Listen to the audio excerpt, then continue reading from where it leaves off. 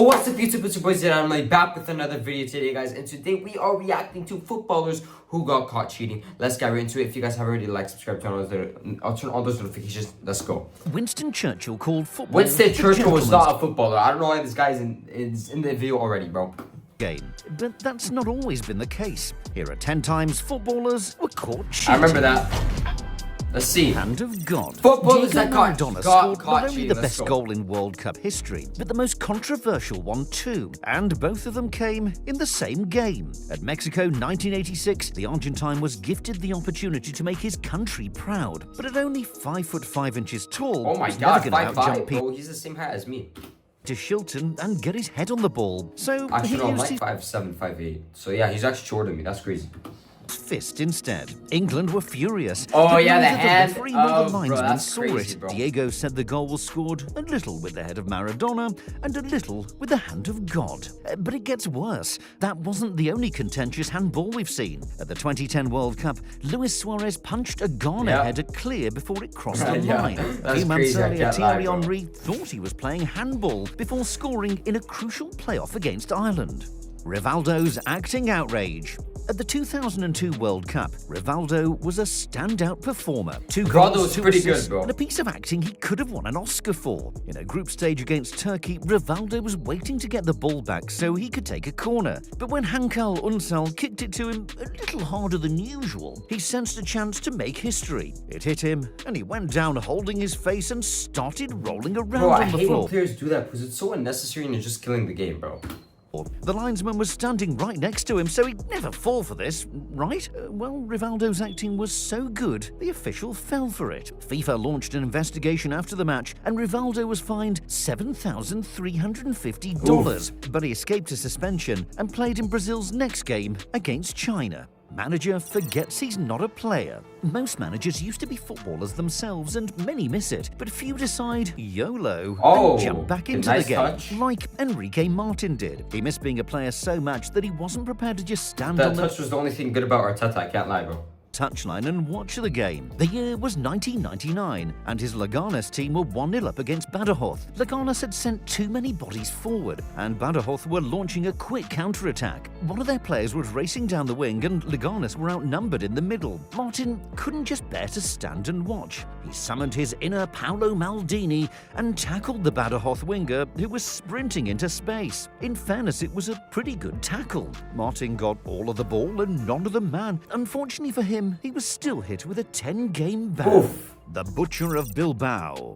Tackling has always been a part of football, but it's fair to say today's players are much better protected than they used to be.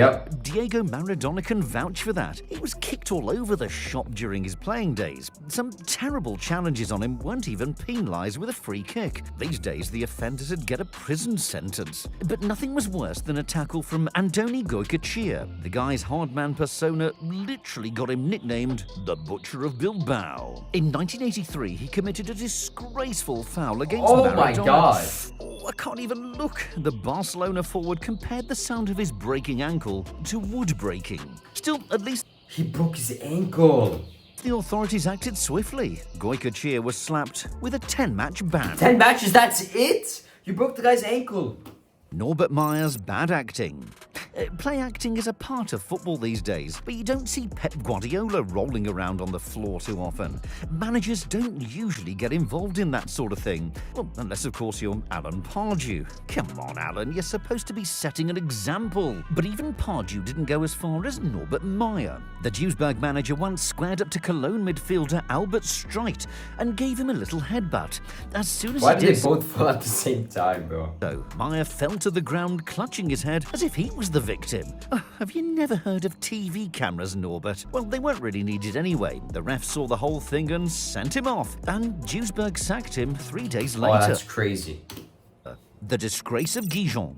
Cheating without breaking the rules may be difficult, but it's not impossible. At the 1982 World Cup, West Germany were facing disaster. They were one of the favourites to win the tournament, but after losing to Algeria, they were on the brink of an early exit. West Germany needed to beat Austria in their final group game. They just needed to win 1-0. Then both teams would go through and Algeria would be eliminated. You'll never guess what the score was. Oh, that's right, West Germany won 1-0. Horst Hrubesch scored scored in the 10th minute, and the two teams spent the remaining 80 minutes passing Bro, the ball that's so boring, bro. This should not be allowed, bro, at all.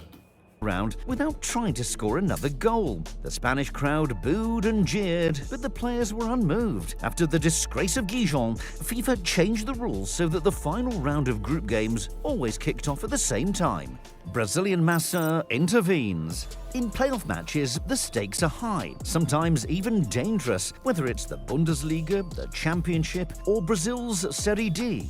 In 2013, Tupi faced Aparecidense in the playoffs. The score was level at 2-2 when Ademilson had a golden chance to score the winning goal. He collected a loose ball in the box and fired it past the keeper. It was heading right into the bottom corner until it was cleared off the line by a man on the post. Oh my God. It wasn't a defender though. Aparecidense Masseur had run onto the pitch and kicked the ball. This guy's a freaking security guard defending the net, bro. Clear twice. The Massa ran for his life, Oh, with nah. riot police forced to step in and protect him from the angry Tupi players. Yo. Backup storage is your last line of defense against ransomware. But if so-called immutable backup... Hit and miss. Imagine you're a penalty taker, the score's 0-0, and you're about to step up to the spot. Everyone expects you to score. If you do, you'll be the hero. But if you miss, you'll be the villain. Now that's pressure. As you're preparing to take the kick, you're trying your hardest to stay calm. You don't want anything to interfere with your preparations. The very last thing you want is for the opposition goalkeeper to deliberately sabotage the penalty spot before you take the kick. That's what Augsburg goalkeeper Marvin Hitz did in 2015. He deliberately planted his studs into the turf and swiveled a few times. The penalty spot was an absolute mess. When Anthony Modeste stepped up to take it, he slipped on the damaged turf and didn't connect with the ball cleanly. Hitz dived to his right and pushed the ball away. The goalkeeper's dirty trick had worked, and Augsburg went on to win 1-0. It wasn't the most fair thing to do, the goalkeeper said afterwards. It won't happen again. Yeah, you're a cheater. That's what you are, bro. Marseille, the match fixers.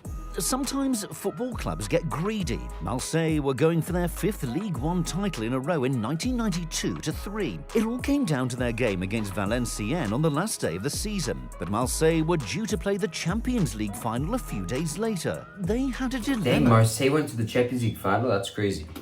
How could they win their last league game while also being well rested for the final against AC Milan? Bernard Yep, that's true. Tapie, the club's president, had the answer. He contacted Valenciennes players and offered them a bribe to go easy on Marseille. Jorge Burruchaga and Christophe Robert agreed to deliberately underperform. Their teammate Jacques Glassman was less keen. He exposed the scandal and was given the FIFA Fair Play Award in 1995. Marseille beat Valenciennes 1-0, but their title was revoked once the incident came to light. Tapie was sentenced to over 2 years in prison. What? Roberto Rojas razor blade. Going to prison for that? That's crazy, bro. Anyways, guys, that was me reacting to top footballers getting caught cheating in football. Thank you guys so much for watching. If you guys want to see more videos like this, please like, share, subscribe, turn on the notifications for more videos. And thank you guys so much for watching. See you and peace.